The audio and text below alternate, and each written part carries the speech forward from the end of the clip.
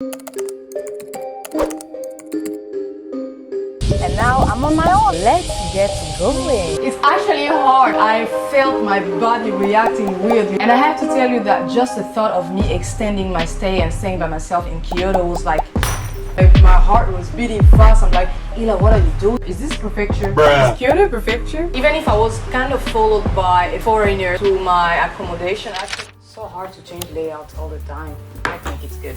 Hey Yakuzas, it's your favorite drama queen, and today I'm back with a new video where I'm going to be talking about and showing you my solo travel experience in Japan. If you're new to this channel, my name is Ila and I go by Crazy Ila. I live in Japan and every Sunday I upload a video about my life in Japan, whether it's a street interview, whether it's a chat with you like these guys, or whether I'm sharing thoughts with another person as a guest on my channel. So you see a little bit of everything here about life in Japan. I don't stick with like the same type of content per se. Maybe I should do that, but I don't know yet. Anyways, that was a very long introduction, but if you like this type of topics and you like this type of vibes, you like Japan, you like my pretty little face, don't forget to subscribe to this channel and also follow me on my Instagram and TikTok, where I'm sharing my day-to-day life experience in Japan in a shorter version. And if you've been here already, you're an old subscriber, thank you so much for tuning back in. Thank you for the trust. Now let's get going.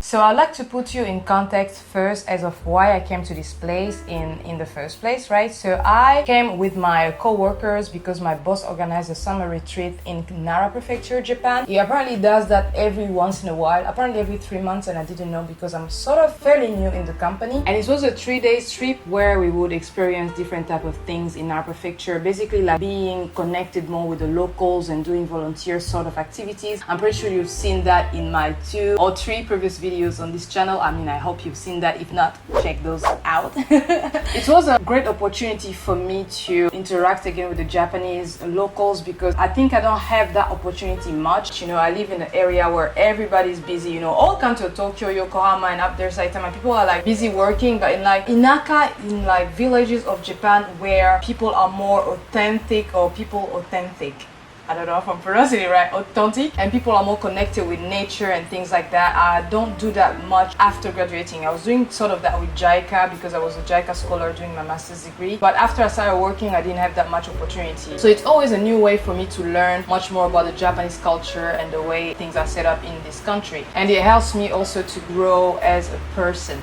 Sorry for the noise. Not sorry, actually, it's the rain. It's a rainy day today and I feel like just sleeping and not doing anything. Oh, it's getting really strong. Anyways, I don't feel like going out. So what we did in Nara Prefecture with my co-workers and boss is that we went to a sort of temple where we had an experience with a shaman. I don't know how to call him, a shaman.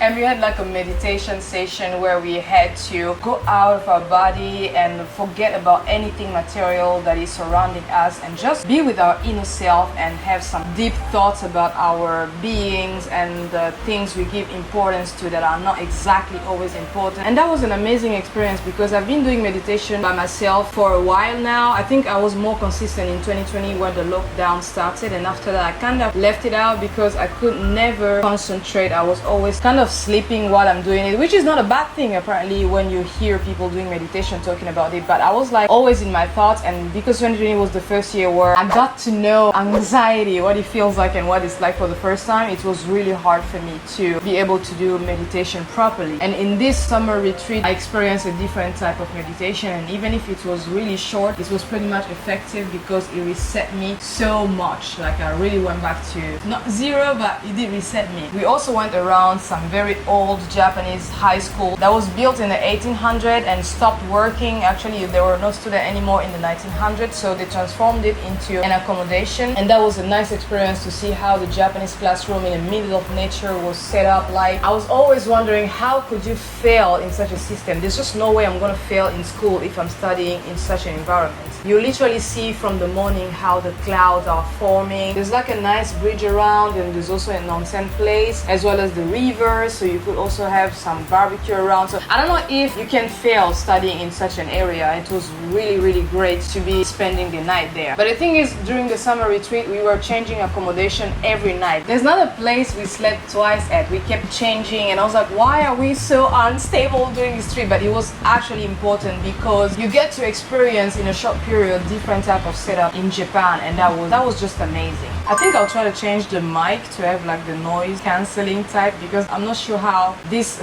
rain sound is gonna come out in the video. BRB.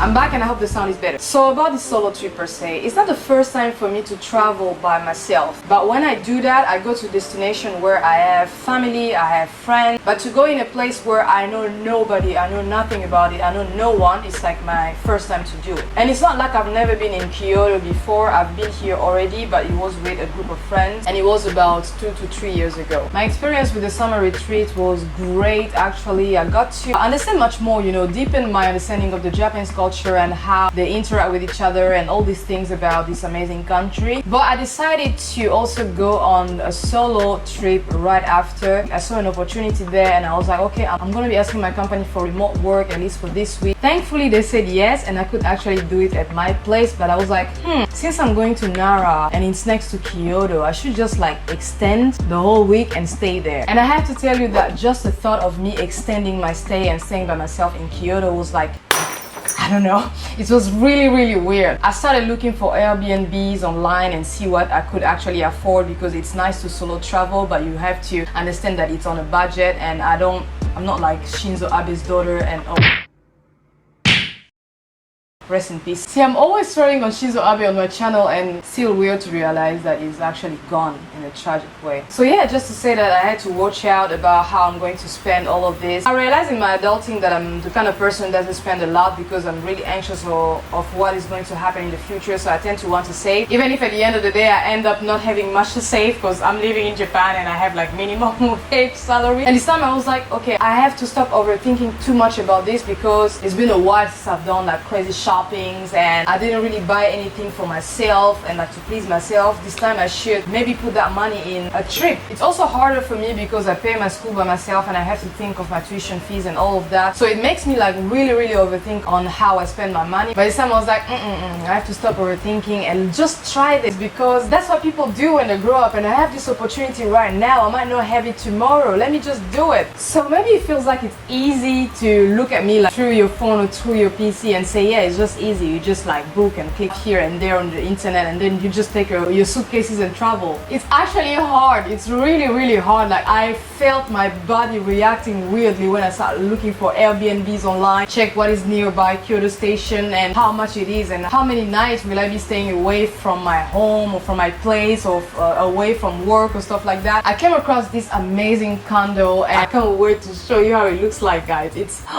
more than I expected. And I was like, wait a minute, it's an actual condo and it's this price. I cannot miss this opportunity. Because of Corona, there are not many tourists around Kyoto, which is like one of the most touristic area of Japan, and accommodation tend to be cheap in this time, so I really had to use this opportunity. So I booked this apartment without really thinking much. And don't get me wrong, I'm usually a spontaneous person of the group per se, but for doing this it really took me so much courage. I'm not regretting it, but oh my god, I was anxious. Oh my god, my heart was beating fast. I'm like, Ila, what are you doing? Maybe you should use this money for anything else. Maybe it's not going to be safe for you right now. And are you going to be living alone in a condo of like 2 floors, and you have your bed upstairs and like a whole living room downstairs and a balcony? Like, what are you doing? I hear so many people talking about benefits of solo traveling. People say you get to know yourself much more. People say you get to make genuine friends around, and so many other things, like being in control of all your decisions. It's not like I have a problem with that, or like either making friends or like trouble making decisions for myself, because that's what I've been doing since I'm a very young child. I have been not left alone per se, but I have been taking care of myself pretty much by myself. So I have no trouble to like self-discipline myself, to know what I have to do in which deadline. That's who I am as a person. But I was also born and raised in Congo, which means the opportunity to be like by yourself, at some point you don't really have it much, because we are very much social people. When we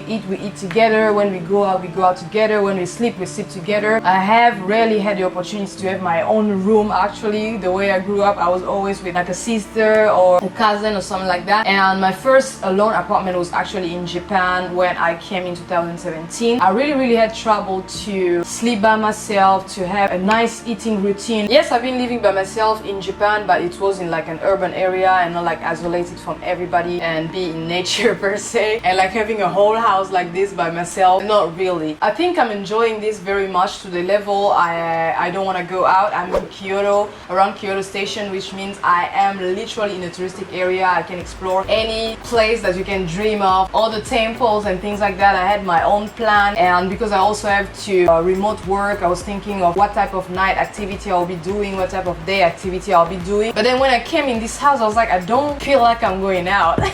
I don't feel like I want to go out there. So I had trouble falling asleep because the ceiling is way high and the room is way too big, and it's like, I don't know, the space, I just have so much space again. I was paying attention to every type of noise, every steps, every move that my neighbors are doing. I don't even know why, because I was like, maybe something will happen. It's a nice experience so far, and I highly recommend. The other thing that I was doing is that I'm not being online much. I've been going around in airplane mode, not only to like save my battery life, but also to not be able to reply to people's comments, because my policy in my social media, all over my online platform, is that I want to reply to everybody's reaction. I want to interact with my community because I want to be organic with them. I also think as a sign of respect for their time and their interest in my content, I should be able to have that interest back. It's just like minimum respect. So I tend to spend a lot of time to replying to people's comments, replying to people's messages. But this time I was like, okay, I'm going to be accumulating messages and reply at once because I don't want to be talking to people at all. So yes, although it is scary to travel alone, especially as a woman, as a black woman, there are so many things that can worry you, but Japan is sort of safe. Even if I was kind of followed by a foreigner to my accommodation, actually, I think I filmed it sort of, and I will show you guys in the next video. And it was a little bit scary for me, so when I got in here, I sort of locked everything because I was like, I'm alone, I'm a woman, I don't want to, you know, risk my life because I want to find myself through a solo travel and things like that. But Japan is pretty safe compared to many other countries. So if you don't live in Japan and you're planning to come here by yourself and go around the city, like do your touristic activity, I really recommend it, because if I can do it, you definitely can. Like, I'm a sort of person, I don't plan much for like travel because I'm usually going out in groups with friends, and that means that I don't pay attention to details like, oh, is there Wi-Fi in that place? Is there like a bathroom in that place? Is it like 10 minutes walk away? I don't check this type of details in depth as everybody else. Yeah, so it could be a disaster when you don't do this type of things, right?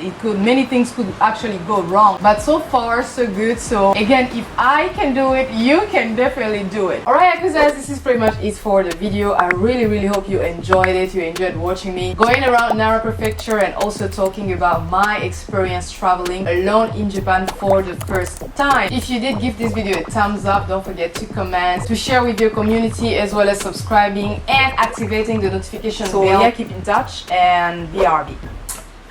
Today I am going to make a new video, so please whatever.